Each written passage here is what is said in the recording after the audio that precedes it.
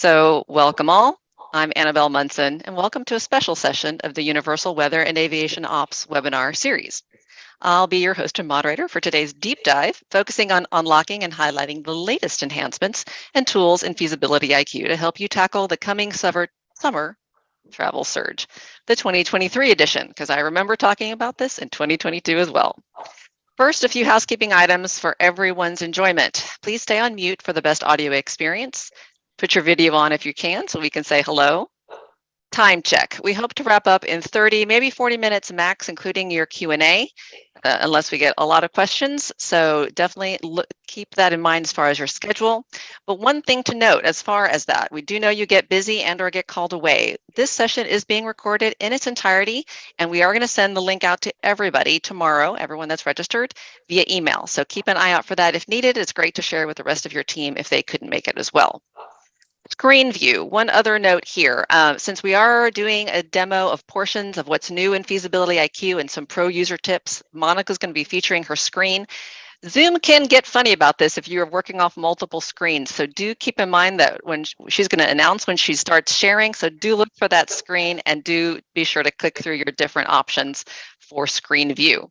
And finally, a very important one, the chat. The chat bubble is at the bottom of your screen. And if you'll open that up, that's where we're going to be sharing a lot of important information. Timothy, my co-host, is going to be placing links there that you can use about Feasibility IQ, our new knowledge base with all the info you need to tackle some of the and get to know better some of the new features as well as existing features in the tool.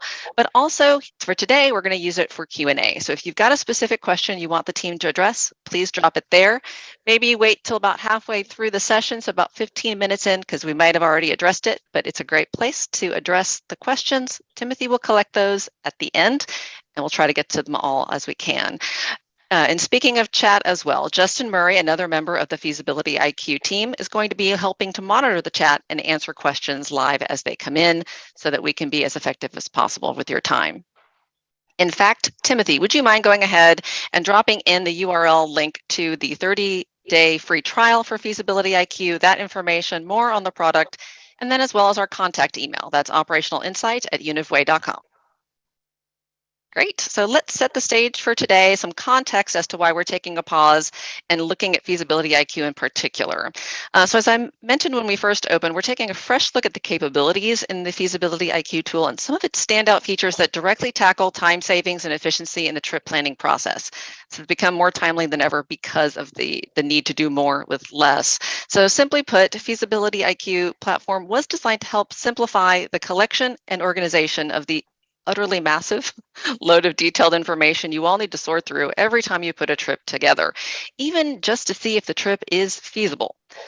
So, of course, add on top of that, you have stakeholder needs. So the people that you report to and that you're building these trips for, they need to specifically know what they can expect and or they have specific questions. Hopefully this tool is there to help you answer that on the fly as well.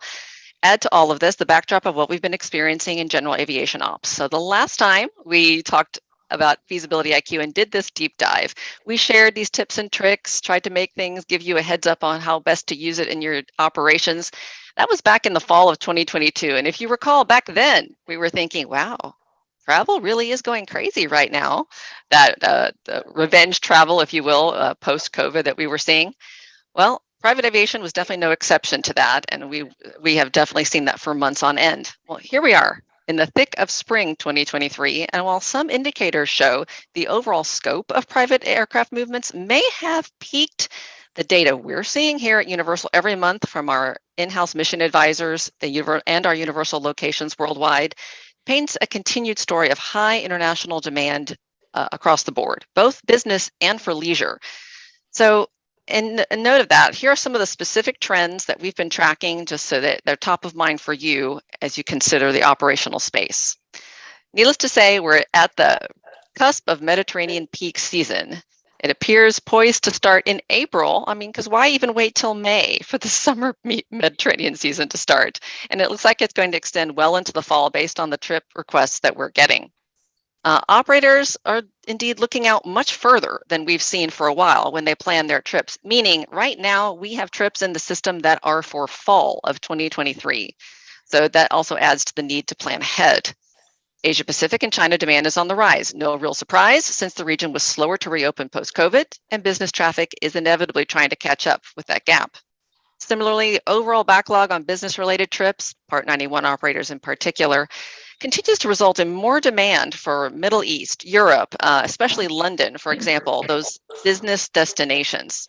Don't forget, we've got a lot of new entrants into the business aviation space. We're working with operators that have really expanded the scope of the international flying that they are doing, or maybe flying international for the first time, trying to maximize the use of their aircraft. What does that mean for all of us? That's more strains on parking, hangar space, services at airports and at destinations, and of course, airport authorities have to keep up as well. Finally, high traffic events are back. I know I mention this every time we have an ops update webinar, but it's true. More and more come back on the calendar. China Development Forum, Australian Grand Prix, King Charles III's coronation in the UK, industry events like eBase.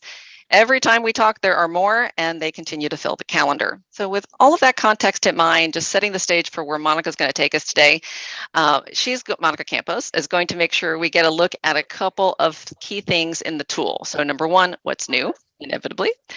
We're going to share some power user tips, what we're hearing from people that they use the most, as well as what our mission advisors are leveraging, and showcase some of the great new data we've got in the tool that's available at your fingertips right now.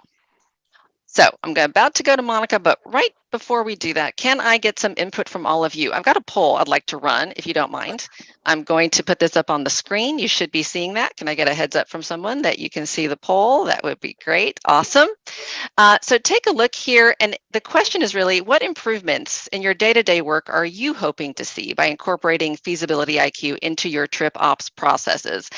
If I'll give you a couple seconds to respond, I'll be happy to share the results. But what's great about this is you're giving us some guidelines, not only for today, how we can craft some of our information, but even more on what we can feature in the future about the tool to make it more productive for you. So, okay, so I see tons of responses still coming in. Thank you for that. I'll give you a couple more seconds. We're up to almost 50% of you, and it is multiple choice, so you can click on multiple options. Thanks so much for that. All right, I think we're slowing down, so I'm about to close this out. Thanks everyone for participating. All right, give me a second. It's going to generate those magical results. Great. All right, I'm going to share those on the screen now. So it looks like based on today's audience, we've got some definite competitors for that. So up here at the top, it's really reducing the tediousness in the trip research process, and close behind, helping me save time and be more efficient overall. I know those two are pretty closely related. And right behind it here, getting more comprehensive and reliable, that reliable being key, and comprehensive all in one place. Awesome. Okay, thank you. This is really helpful. And like I said, something that I'll bring to the team that we can start considering what we'll do for our next session, as well as what we're covering today. All right, I appreciate everyone's participation. So now with your priorities front and center, let's jump to the latest from Feasibility IQ. I'm happy to reintroduce, because hopefully you're familiar with Monica at this point. Monica Campos. She's a senior member of our Feasibility IQ product development team, seasoned trip support advisor, and former team manager, and certified general aviation operational geek in the very best way. She's a first-hand subject matter expert that's been super involved in the development of Feasibility IQ since its inception.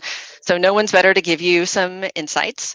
Looking forward to your demo along with a highlight reel. Welcome back. Welcome back to the webinar stage. Very good to have you. We should note as we get started that today's demo is going to be on the online version of the platform, but the iPad version is also currently available, correct? Yes, it is. Thank you so much for the introduction. We're really excited to have everything available on iPad. Yeah. Excellent. All right. And to set expectations as we get started, you're breaking this into a couple of areas of highlights. So for our current Feasibility IQ users, what are you going to be featuring? For the current users, we have some new additions. Location trends is something that's relatively new to FIQ, definitely new to iPad. It is out on iPad, so be on the lookout for it there. The CBP Reimbursable Services Program, Universal is certified in 55 locations to be able to set up customs outside of available hours for customs at those locations. It can save thousands of dollars on repositions, on having to clear in one location and then go on to a next. So I'll point out where that's annotated, and expanded destination insights. And then the pro tips for the user community, things that we have like hot link on the status indicators, the dashboard quick access from trips, itinerary restriction details, and we've introduced an automatic email send. Got it. All right. And I think Timothy is dropping those notes into the chat. Yeah, I see it. Thank you. So you guys can keep track as we roll along. And Monica, you're also covering some bases for our newest users or those who are considering the tool. Yes, definitely. And we wanted to make sure that everybody went home with a little something. So I could talk about this for hours. I really, really can. So I'm going to try to stay very high level, respect everybody's time, and give you the basics of how things flow with a trip in mind, as well as put in those new additions that we've done over the last few months. Okay, well, good. Well, let you have the floor, and go ahead and share your screen. So for those of you who are following along, look for that screen, and we'll welcome Monica. All right. Can everybody see my screen? Is that right? Yes. Okay, so let's say that the trip begins because either the principal called the pilot and the pilot has to start looking for things, or the executive assistant called and said the passenger would like to start the year in the Med. Well, actually not really start, but we're planning ahead of time. And in July, they want to go meet the yacht in Mykonos. It's really just right now at this point, we're planning, we're looking ahead, we're thinking, and they want to go out to Mykonos. You're thinking Mykonos in July. You know that typically the passenger likes to keep the plane close to the yacht, or at least in the general vicinity for a few days before and after. But that's kind of causing some concern for you because, well, you know, that's not that far out there, and that's a long time to be waiting around. So this is a great tool to go into when you have very little information on hand, even to begin with, to start that process of checking what the plans are going to be. So you can put in Mykonos, and right on this first page, we have a parking tab. So here we see worst suspicions confirmed, 1 hour on the ground in Mykonos, particularly in these months. But an additional tool that we provided in the event that maybe it wasn't so clear cut from this page is location trends. Location trends is a feature that we've done in partnership with WingX to get global data. This is every aircraft that has operated into Mykonos in the date range that you've selected. Of course, this is changeable. For the purposes of what we're talking about, the boss wants to go to Mykonos in July. What are the busy months in Mykonos?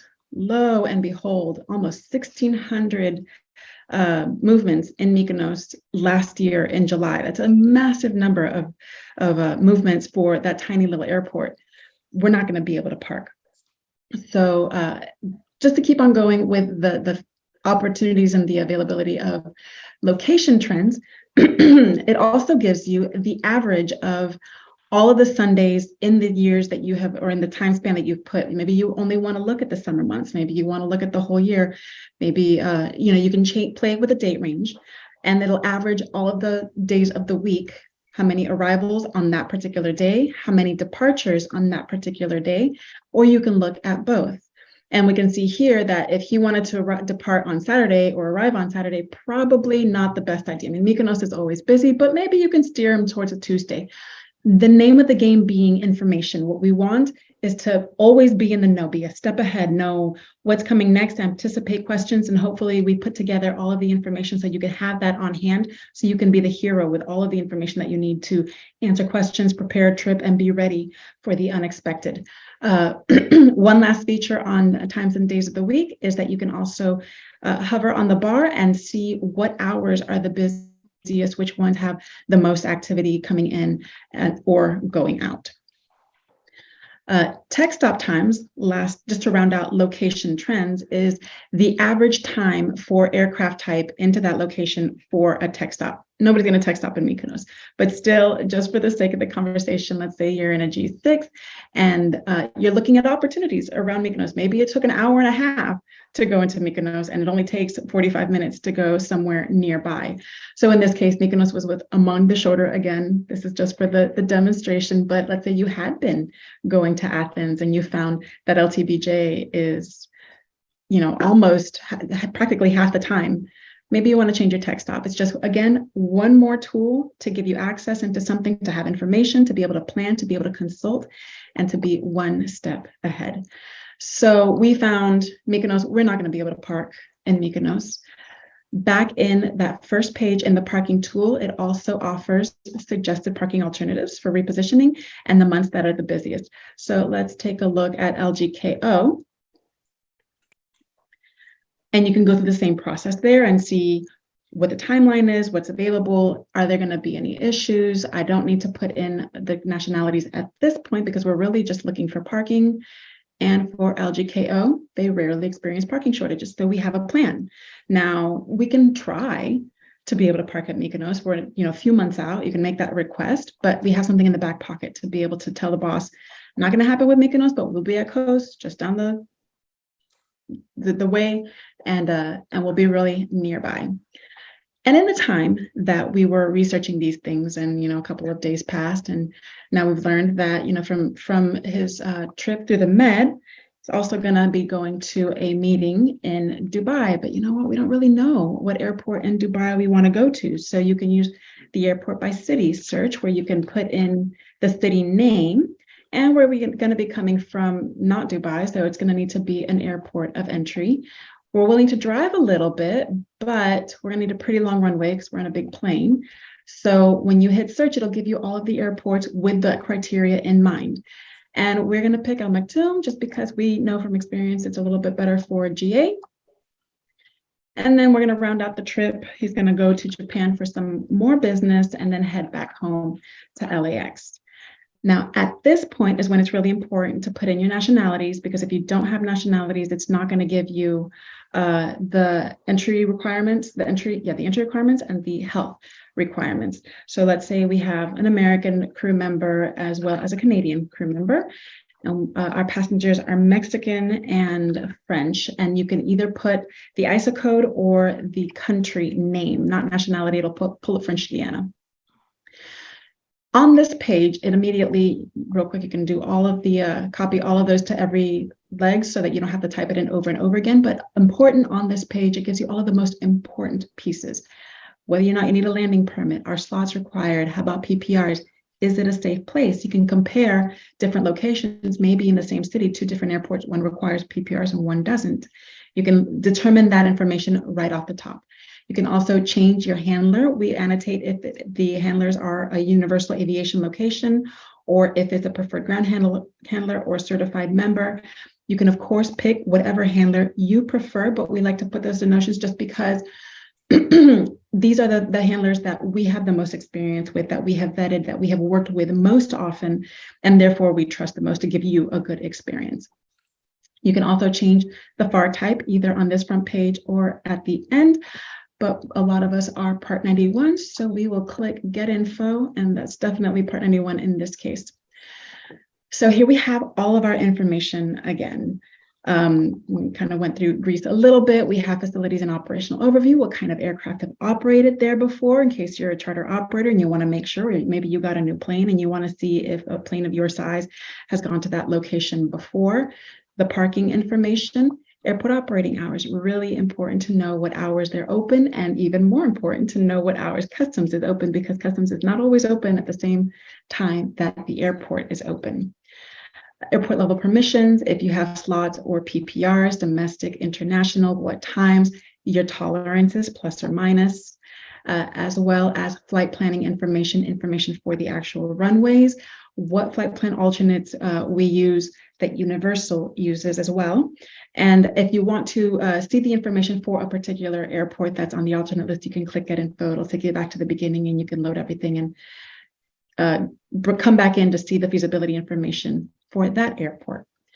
We also offer events, city events and country events.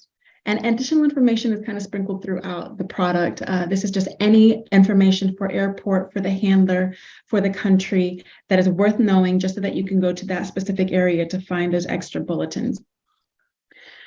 Location trends, we've already been through, but is a really, really popular function. It's just something that it really helps flesh out what's going on at that location and be able to make that plan and make it a positive expectation. Destination Insights is a new addition. We have connected or linked the blogs that Universal creates to give you more information. Again, information is the name of the game, to give you more information, more feedback, more awareness around what is going on in the region. So you can click on these read more. It'll take you to a different tab with a screen with that information, so you can learn more about the Middle East. You can learn about the Asia Pacific region. Anything that you might need is included in this section. The handler information is going to show the handler that you selected. So if you had selected a different handler, it'll show the information for that handler, along with all of the different contacts that we can have, the name of the manager, the phone numbers, what they will cover for us, and when they are open. Facilities and operational overview is when they're open and if there's any off-time CBP or SDIQ, as it is internationally. Parking locations, and then one of the golden nuggets, crew and passenger logistics. This is a very, very popular feature because, again, it makes you the hero. It helps you know what's going to happen before you go. It makes it sound like you know everything. You've been everywhere. You're a person of the world. And it'll tell you, is there any off-terminal clearance available? What can the aircraft expect? This is really popular for pilots because now you can know, are they going to send me to the terminal and then I have to taxi to the FBO? Are they going to send me to the hazmat parking? Can I go straight to the FBO and they clear customs there? Is there any expected walking distance? Do we have a shuttle? Is there any handicap accessibility? This one is huge. Passport handling. What can you expect to be done with your passport? Is the agent going to take it? Do you have to hold it until the customs agent takes it? It helps you be in the know so nobody missteps and does a little faux pas and offends the customs agent. Nobody wants that. What's going to be done with the luggage? Are the passengers going to have to take it off themselves? Is the pilot going to have to take it off? Just again, information in the know. What can we expect? And then this one is particularly for transportation, the meeting point for transportation. Where do you send the car for the passengers, stateside or airside or landside? And what address do you give to the transportation company in particular? And similarly for departure, what procedure and process can they expect departing? And what address do you give to the transportation company to drop the passengers off on departure or even for the crew members? Ground service equipment is also really popular for everybody to know, is there a GPU? Are there air stairs? Do they have a heating cart? What do you have available? Is there a tow bar available? And if not, it'll tell you when do you require it? Certain aircraft, certain places, just being aware before you go. And again, additional information.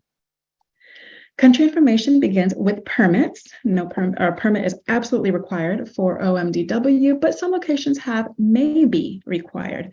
And those may be required are because we don't want to force you to have to put in a ton of information on the front end just to get into the system. You know where you're operating, you know if you have a special airworthiness certificate, and you know if you're a non-EU charter flight.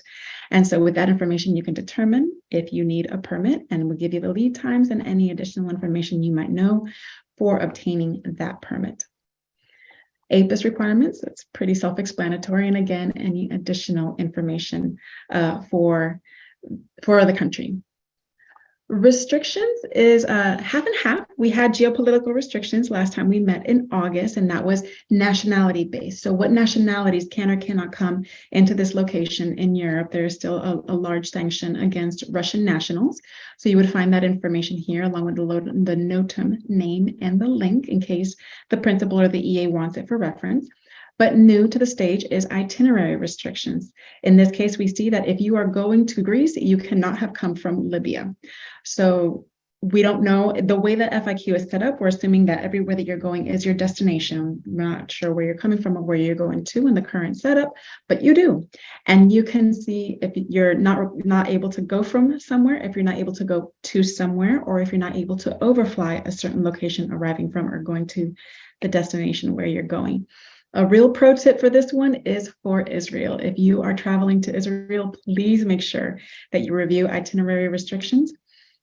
It'll include even to the level of what airports can you come from, which is really how Israel makes their stipulation. They only allow you to come from certain airports.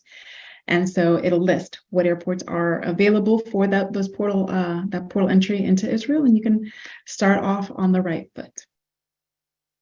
Health requirements is still largely geared towards COVID information. It's just been dominating the world for the past few years. We do have information here that's not COVID, but this is particularly useful, especially for the Asia Pacific region, because they're still going through some of the steps trying to get open and free everything up. So we include the information for the aircraft.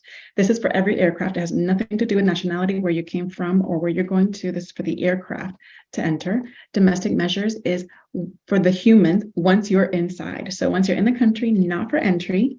This is the information that you would need to know how to move about, what kind of equipment you need, masks, PPE, what they are expecting once you're already in and get there. Travel history restrictions, especially now with a little outbreak that happened in China, is a really important point, where it shows, does the country that you're going to care about where you've been in the past, and how far in the past are they looking?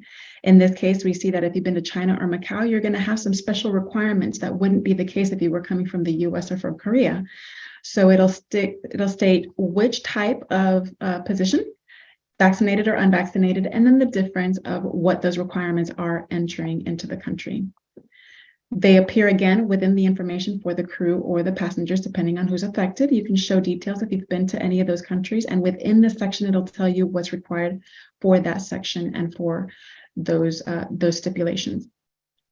This information is entry information. These are the things that you can expect on entry. Once you're in, it's a different story. Then you would go back to domestic measures.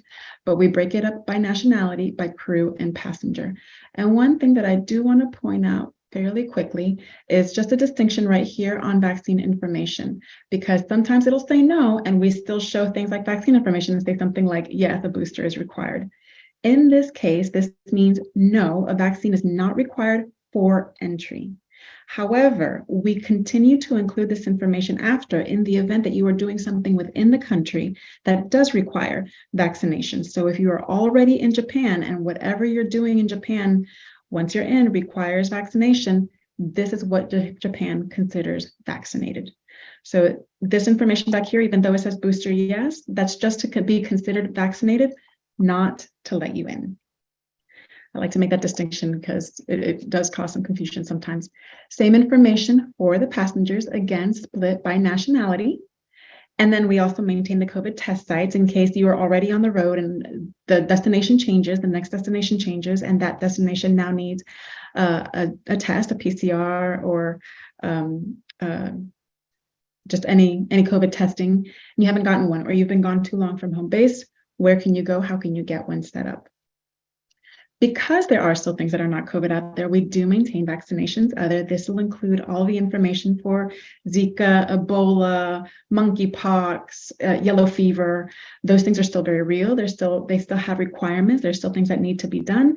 And this is where you can find the information for all of those non-COVID health requirements. Above wing services is support services on the ground, hotels, catering, transportation, how to contact those vendors so that you can make those arrangements or set those things up. Security is a feature that we have done in conjunction with Crisis 24. Security is not one of our core services. We can set things up for security, but we are not security focused. And so we have partnered with Crisis 24, who are the experts in security and do have that as a core service, to provide ratings at the city level. And if any activities have happened at the city level, it'll also display that as well. It also includes the same kind of ratings, but it expands it to the country level, along with any significant events that have happened at the country level. And then local intel is a really interesting piece that is available primarily on Feasibility IQ. It can be included in the feasibility guide, but it's extensive. And so we don't like to add any length to the feasibility guide that's not necessary. You can ask for it, but it is available on the Feasibility IQ. It gives you insight into culture, environmental considerations. It expands on security, so you can have a little bit better idea of what's going on out there and why things have been stated the way that they've been stated. And then it also speaks to transportation and financial. Do you trust the buses? Do you trust the taxis? Do you have to go to a taxi station? Is there a particular number that you should call to get a taxi? And similarly for the financial institutions, do you trust the exchange houses? Do you trust the banks? Should you use the ATM? Do you go into the bank, or can you go to any exchange house anywhere?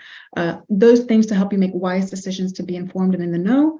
And again, give information to the passengers and to the crew members, and have everybody be informed. Similarly, Entry requirements focuses on visas, which is, again, not a core service of Universal Weather and Aviation, but it is a core service for Thematic. So we have partnered with Thematic to get visa requirement information into your hands. A lot of you use Thematic, and we just partnered with them to bring it together under one roof for every location, crew, and passengers, every nationality that is on your trip. So with this information, you can see whether a visa is required, passports, health requirements, passengers similarly likewise split at the top by nationality, so you can see what's required for everyone. Country information is some of my favorite just because it's really interesting. It'll give you what is the currency, crew and import and export currency requirements, whether there's an airport tax, and then the customs information is really where the meat and potatoes is, with what can you import, what can you export. If you're going on a hunting trip or you're coming from a hunting trip and you're just stopping here on the way, what do you do with your arms and your ammunition? And pets. Pets, I think, is really one of the hugest ones because it's really hard to find the information for pets. Where do you even start? This gives you a starting point to figure out what you can take, what you can't take, and where to get going on finding that information out for our passengers. NOTAMs are broken down into COVID NOTAMs, airport NOTAMs, and FER NOTAMs, and they are focused on the closures. So anything that includes closed, closing, closure, unserviceable, prohibited, unusable, US, anything like that that denotes this is a no-go is going to appear here. We also break it down into categories so that you can focus quickly on a section that applies to you or is of particular interest to you, breaking up the NOTAMs a little bit more. We all know that how tedious they can be to read. So just doing what we can to help group things together, put them in front of you in a more easily digestible package and sift through them in a way that is usable for you. And our final topic is hot topics. Things will be added here as we go along. I hope you've seen a lot of additions since the last time you've joined us, but regulatory insights is one that we've added, which is the same idea as destination insights, but going towards regulatory requirements. EU LISA, EU ETS, CORSIA, all of those things that are required to operate regulatorily into a location. We have them split up by region, so it'll give you better insight into the location where you are going. One last thing I did want to point out is the highlighted or the hyperlinked status indicators. These are, again, some of the most important things that we indicate throughout Feasibility IQ. They're the showstoppers, what people really want to know, and we have them hyperlinked so you can quickly go to that section. And the US doesn't have a lot of requirements, though. It'll just pop you around section to section so you can go through those status indicators quickly and be able to see what those requirements are for those most important pieces. One more thing that I wanted to show you guys as far as usability and just making a better user experience is going from the trips dashboard. So a lot of you use Universal to arrange your trips, or at least put them into Universal if you're going to do something DIY or whatever the case might be. If your trip is in our dashboard, you can go into FIQ from here. The idea being, you have all of your information in, you have your itinerary set in, you have your manifest input, you have your handlers selected. When you click on these ellipses right here and you click on feasibility request to create feasibility report, it'll bring you this page. If they're all past legs, or if you want to include all the legs, including past legs, you can click on all legs and it'll give you all of the legs. You can remove any leg you're not interested in here as well. But if you go to FIQ, it'll bring it all in the way that you have it, your itinerary, your handlers, your manifest.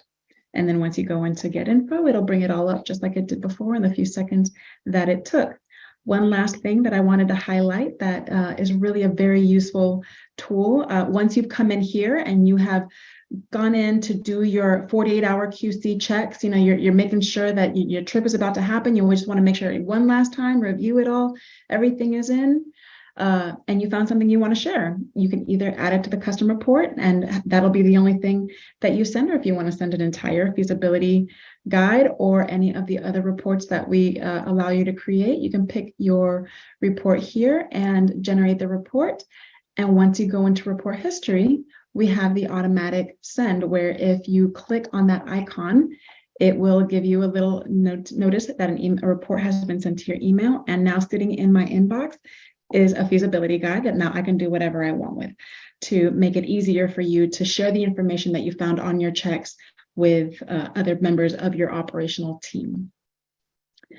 And I think, Annabelle, that might do it all. I know it was a very high level and I was speaking very fast, but I wanted to make sure that I got everything across to everybody. You did, actually. You got all the last few questions that I had, because as I was going through, I was taking notes. So you did it. You captured it all. So good for you, Monica. But thank you again for that very thorough overview.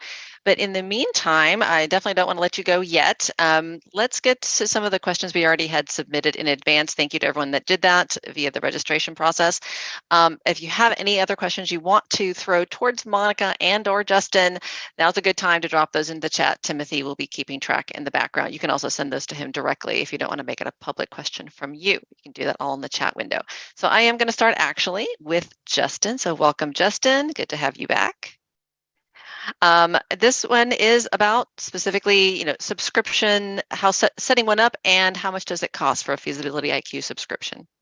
So the pricing is dependent on the number of users and how your flight department is set up and how many users you're going to have on there. The best thing to do is to sign up for the 30-day trial, which is free, and then work with your sales rep on your needs once you've determined how many users would be needed. Got it. Okay. Simple enough. And I know Timothy's going to share that 30-day trial link again if y'all want to explore that directly.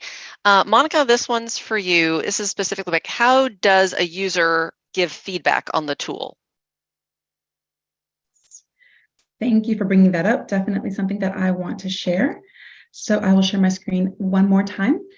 This little icon right here can be found on every page. There are a number of different teams that maintain the pages within FIQ. And so it's important to click on the icon in the page that you want to make a correction in. We will then send the information into that particular team to be reviewed, vetted, and updated. And hopefully next time you look in, it'll be good to go. Great. All right. Thanks, Monica. And I think on a related note, this question's about the data itself. So how often is it updated? How does it get updated? Some insights on that. Justin, can you give us some feedback there? Yeah, this is probably one of the most common questions we have. It's a great question.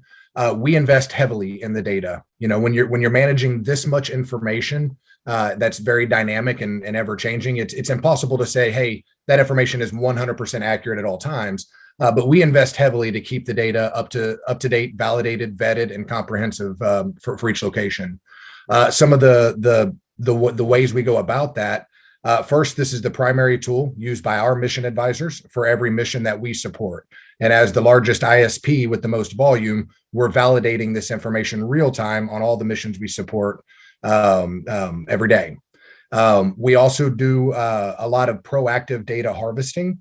We work with our international Universal Aviation Group, and we have about 45 ambassadors from the Universal Aviation Groups that own the data for every location they support. So that covers almost 200 locations that is being reviewed and validated pretty much almost daily. We're getting information in all the time through the tool, where the same feedback loop Monica showed is what they use. And for non-UA locations, we send out quarterly data packets to vet and validate all of the information, depending on how dynamic each data set is. Some of them are on every packet, and some of them we vet or validate once a year because it's not changing a lot. But we're vetting and validating proactively more than we've ever done. And then the last piece, and the piece that we're most excited about, is with our growing subscription base. We're getting a lot of feedback real time from subscribers, and that's very helpful. We take that information.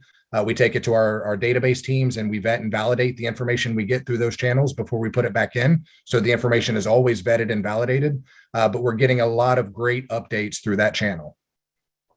Got it. Thanks, Justin. Appreciate that. All right. And then I'm going to keep you two guys spotlighted on screen for a second. So Timothy, do we have any questions for our subject matter experts? I did have one question. If this tool is available as a standalone service, or you have to utilize all of UWA's handling of flight planning. I answered that one in the chat. It is available as a standalone service. If you apply through the trial, somebody from Universal can be in touch with you to talk through that as well. But it's absolutely available as a standalone service. Perfect. Another question, is the information here the same as what we get from the Universal Mission Advisors? Yes, this is the tool the Universal Mission Advisors use every day as well. All right. One more question. What did the colors mean for each hyperlink? I know that there was different colors. The colors kind of go by the ability to operate. So if there's no requirement, or if it's a go, it'll be blue. If it's a warning or an alert, that's something that you need to look at, it'll be yellow. And if it's a caution, like you absolutely need this to be able to operate, it'll be red. Perfect. Just one last question. Customers has enjoyed using the iPad version and wants to know if it will be available for the iPhone. It will be. We are actively working on iPhone as we speak. It's something we're working on really hard, and we hope to have really good news on that very, very soon. Perfect. And just a general reminder, I'm going to drop the link to our knowledge base. We've worked really hard. I know that we've gone over a lot of information during this webinar. Feel free to visit our knowledge base to get more helpful how-to hints on how to navigate through the Feasibility IQ platform. That's all for me. Thank you, Timothy. That was exactly what I was going to say too. So perfect. Yeah. So the knowledge base, do not forget that great tool. That's definitely new since the last time we had a webinar on Feasibility IQ. Use it, leverage it, and suggest topics. That's also a great thing. And I should say that's one other thing as well, either through our operational insight at univway.com email, by talking to your account manager, or through the feedback loop in the tool. Be sending us not only things that you want to improve in the tool, but anything that we can be doing in a format like this to help empower you to use it even more effectively. Those are the things that we're looking for. So definitely reach out to us in any of those forms. I want to thank Monica, Justin, Timothy, who's been my right hand here in the background, for making today happen. Hopefully this has been a good use of your time. Always appreciate the feedback on how you liked this format and what we can do to improve. Again, operational insight at univway.com. It comes over to me and some other members of my team. But definitely what we'll be looking for is our next opportunity to do this. Probably in a few months, once we have more enhancements under our belt that we can share, and Monica can zing through them in her beautiful style.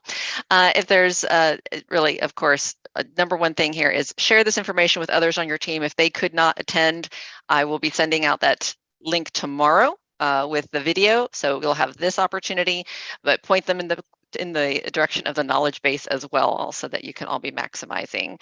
Really appreciate everyone's time. And if I don't see you beforehand at a live in-person event, look forward to seeing you at our next Ops Update webinar from Universal. We'll have one in April and one in May.